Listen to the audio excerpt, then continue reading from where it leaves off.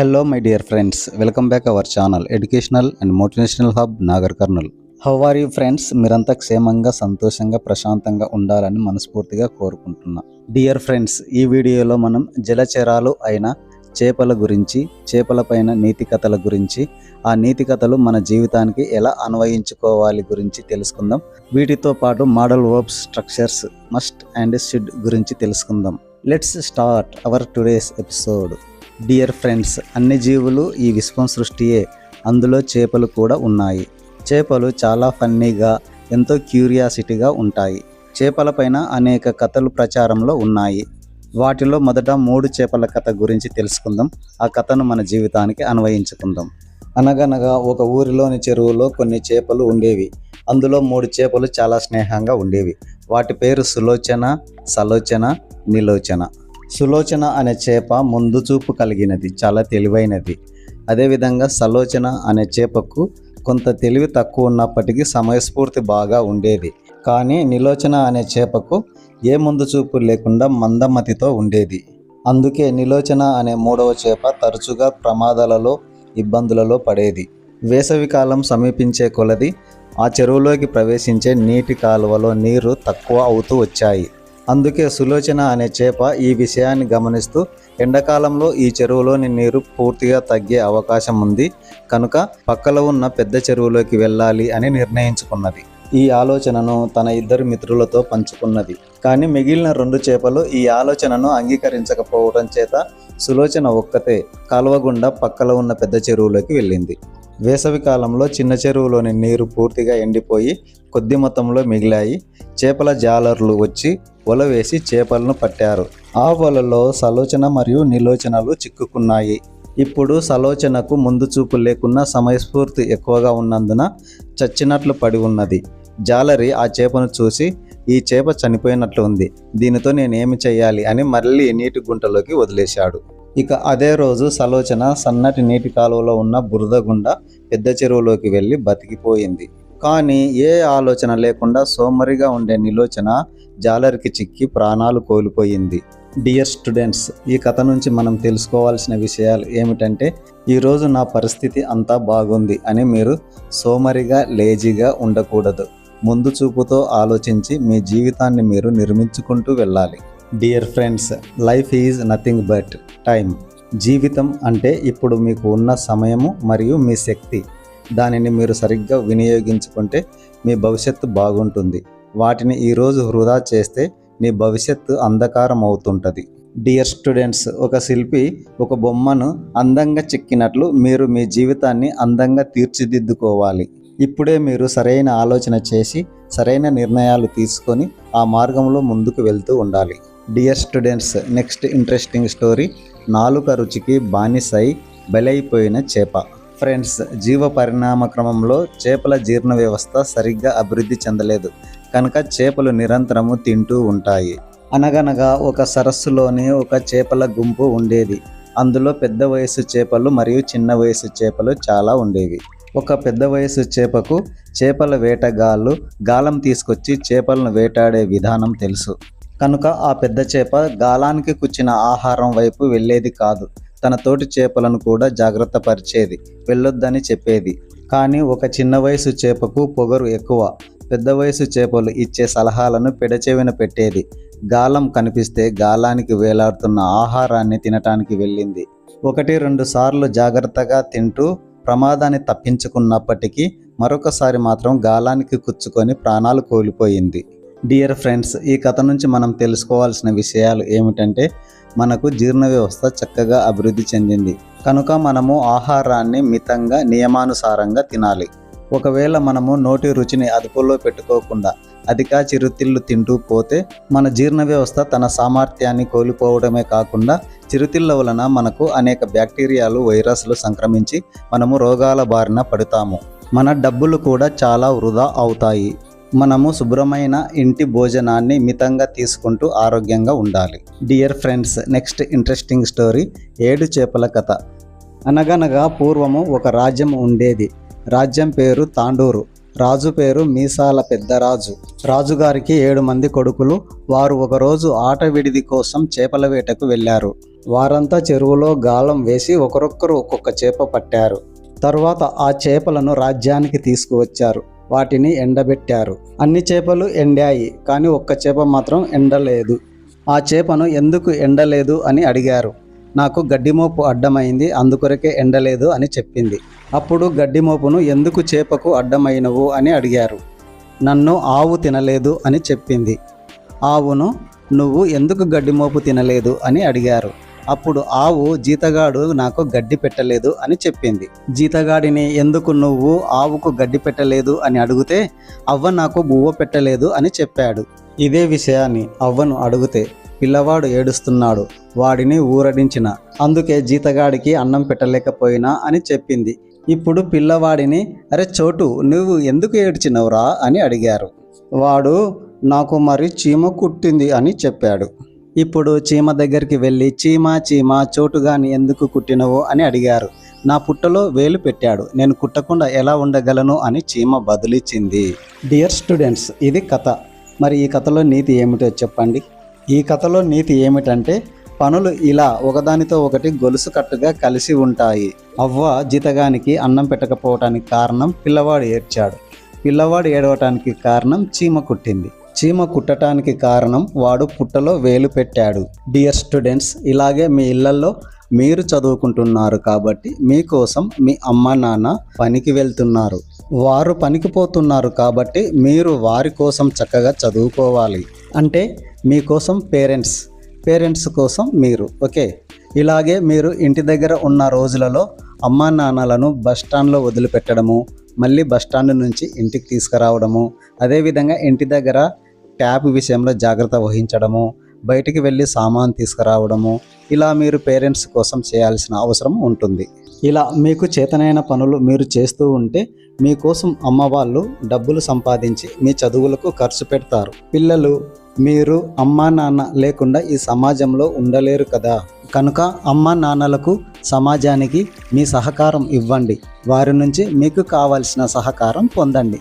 దీనినే సహకార సహజీవనం అంటారు. డియర్ స్టూడెంట్స్, నెక్స్ట్ నేటి సమతా సమాలోచన.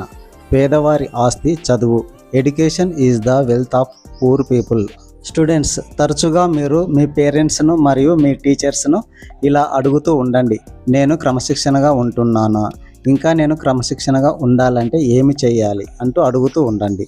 మీరు నిజాయితీగా ఉంటూ మారటానికి సిద్ధంగా ఉన్నప్పుడు మీ పెద్దవారు మీకు తగిన సూచనలు సలహాలు ఇస్తారు. వారి సూచనలను సలహాలను మీరు క్రమం తప్పకుండా పాటిస్తూ మీరు జీవితంలో ఉన్నత స్థితికి ఎదగాలి. డియర్ చిల్డ్రన్, మీరు మీ ఇంటి గౌరవాన్ని, మీ పేరెంట్స్ గౌరవాన్ని కాపాడాలి మరియు పెంచాలి. పేదవారి ఆస్తి అంటే చదువే అని మీరు గుర్తించాలి. పేదవారి ఆస్తులు అంతస్తులు పెరగాలి అన్నా, పేదవారికి సరైన గౌరవం రావాలి అన్నా, పేదవారికి ఒక గౌరవప్రదమైన హోదా లభించాలి అన్నా దానికి ప్రధాన మార్గం చదివే.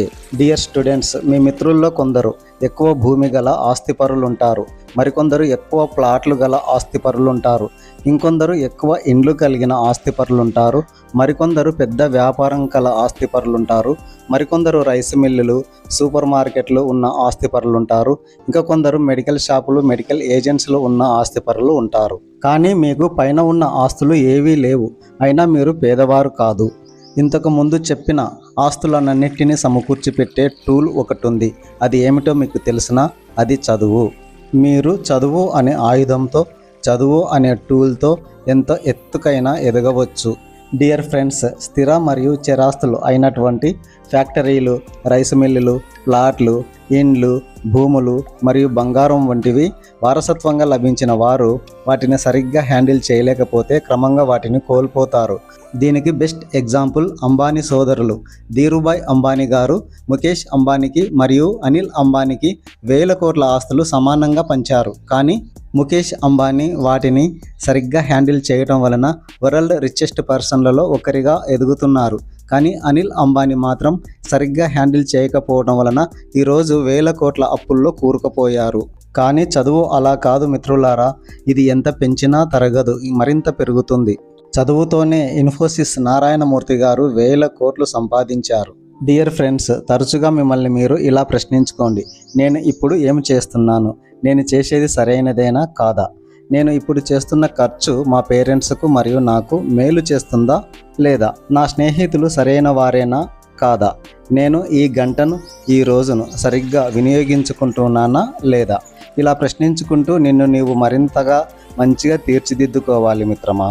వాస్తవానికి పేరెంట్స్ నుంచి వారసులు ఆస్తులు మరియు డబ్బు ఆశించకూడదు.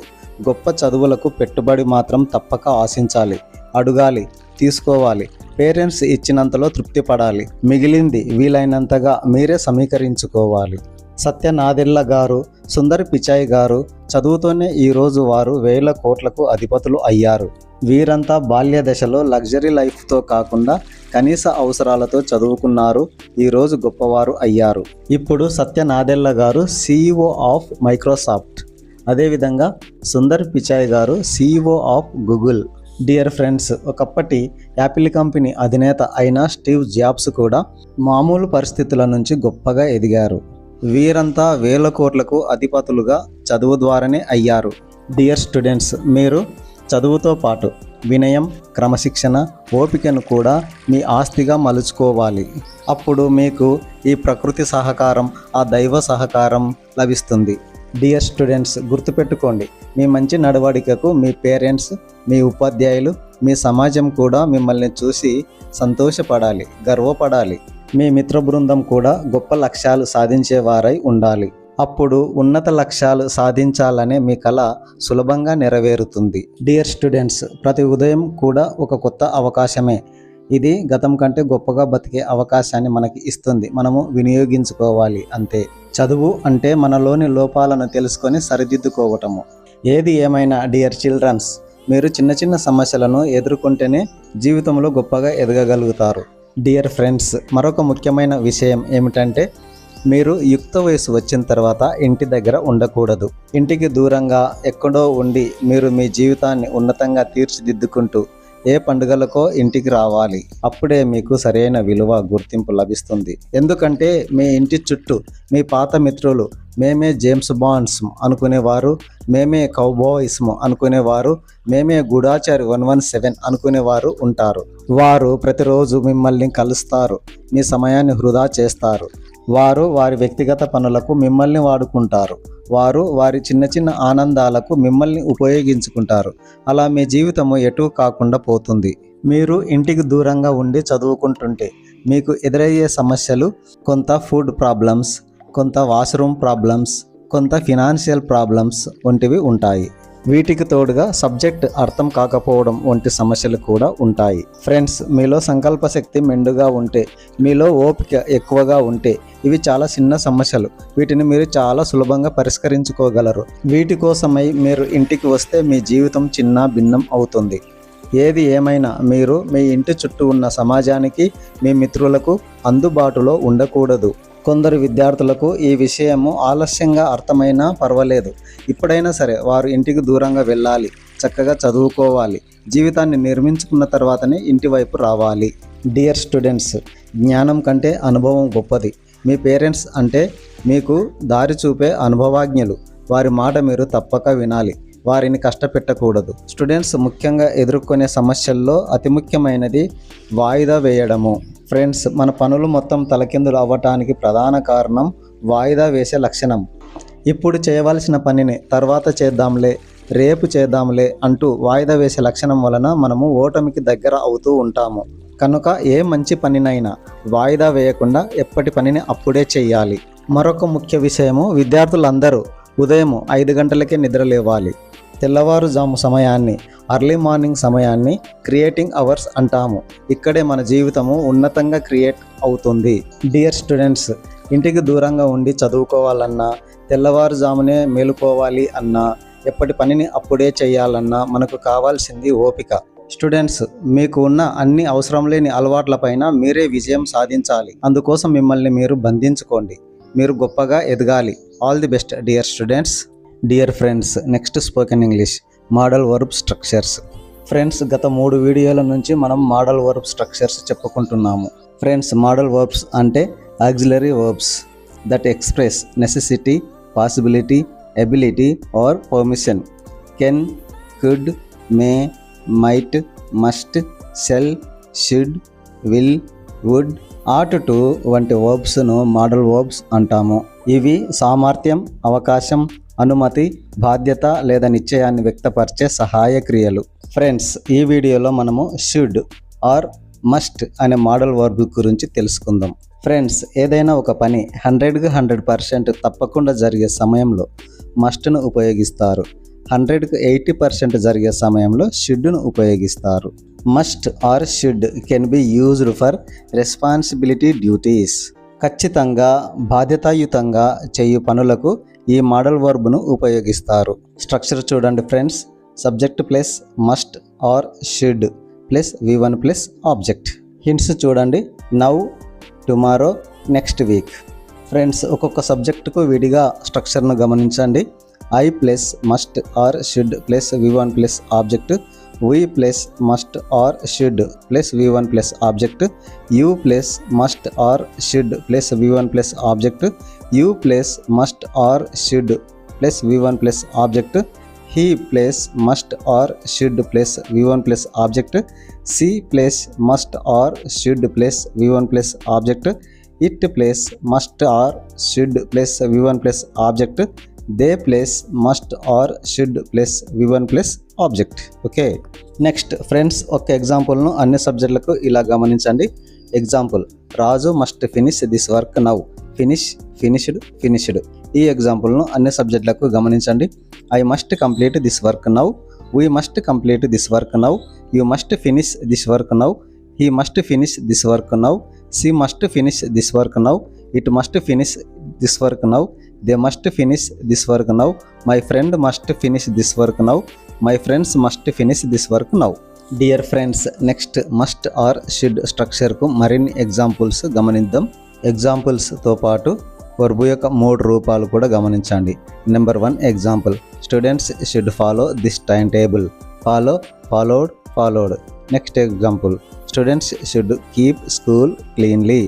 Keep, kept, kept. Next, Rahul must give money tomorrow. Give, gave, given. Next, Archana must learn English. Learn, learned, learned. Next example, Mamata must come to school. Come, came, come. Next, Ravi should attend to that party. Attend, attended, attended. Next, students should write exam tomorrow. Right, wrote, return. Next, Sunny must purchase bike next week. Purchase, purchased, purchased. Okay friends, orally practice బాగా చేయండి friends.